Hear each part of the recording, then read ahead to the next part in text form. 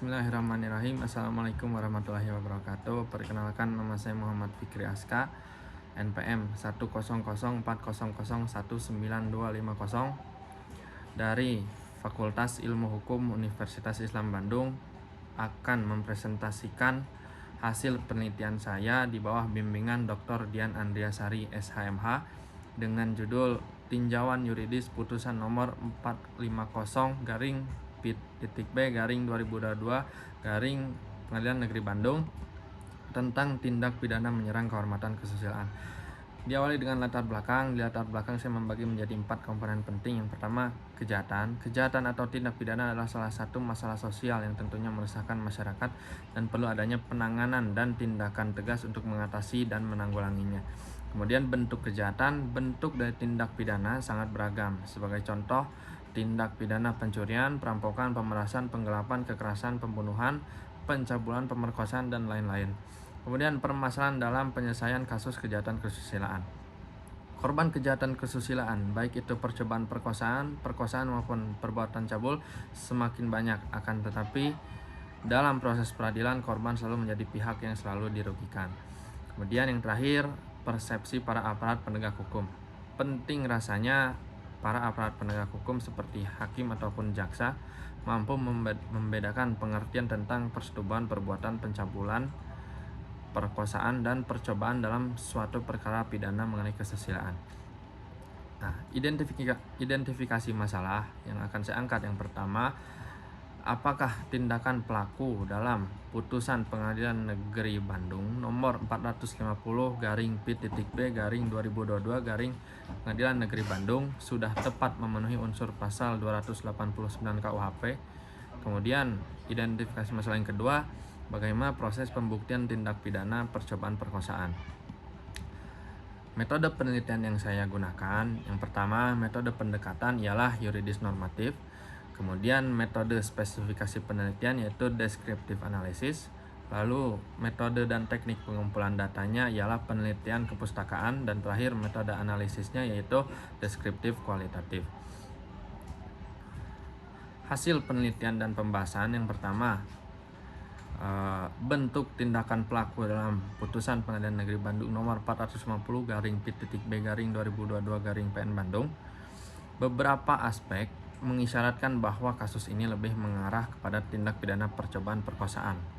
Poin tersebut diantaranya yang pertama, telah terjadinya unsur percobaan. Yang kedua, perbedaan persepsi para aparat penegak hukum dalam mengklasifikasikan tindak pidana yang telah terjadi.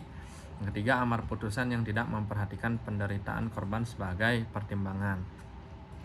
Hasil penelitian yang kedua ialah proses pembuktian tindak pidana percobaan perkosaan.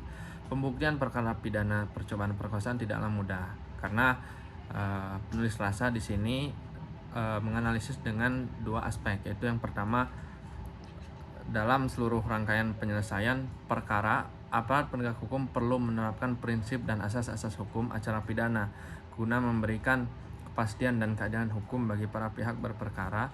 Dan aspek kedua ialah proses pembuktian percobaan perkosaan. Adapun prinsip dan asas tersebut diantaranya yang pertama, asas equality before the law, kemudian asas presumption of innocence, lalu asas content justice, kemudian asas terdakwa berhak mendapat bantuan hukum. Adapun prinsip-prinsip pembuktian dalam Kitab Undang-Undang Hukum Acara Pidana diantaranya sebagai berikut. Pertama, prinsip noti refeiten. Kedua, prinsip unus testis nullus testis. Yang terakhir, prinsip pengakuan terdakwa tidak menghapuskan kewajiban penuntut umum membuktikan kesalahan terdakwa. Nah, di identifikasi masalah yang kedua ini untuk mencoba membuktikan tindak pidana apa yang dilakukan oleh terdakwa. Di sini penulis mengacu pada unsur-unsur pasal tersebut. Yang pertama, unsur pasal 285, setidaknya terdapat 3 syarat utama tindakan perkosaan sebagaimana diatur dalam pasal 285 KUHP, yaitu seseorang melakukan kekerasan atau ancaman kekerasan. Kedua, memaksa seorang wanita. Dan terakhir, bersetubuh dengan dia di luar pernikahan.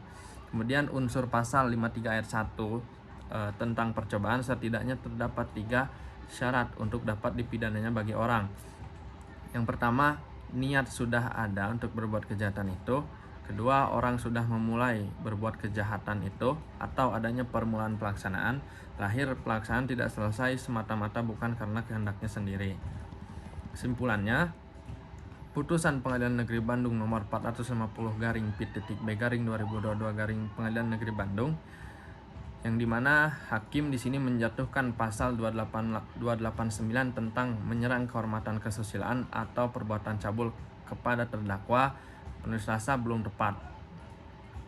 Kemudian untuk identifikasi masalah yang kedua, kesimpulannya lemahnya pasal 285 Junto 53 ayat 1 KUHP dari segi substansi dan penerapan hukumnya, di mana kandungan dalam pasal tersebut dirasa sudah usang dan kurang relevan lagi bila diterapkan di zaman sekarang. Ditambah pasal-pasal dalam KUHP yang menyulitkan korban percobaan perkosaan sehingga hal-hal tersebut menyulitkan proses pembuktian. Sekian dari saya, terima kasih, kurang dan lebihnya mohon maaf. Wassalamualaikum warahmatullahi wabarakatuh.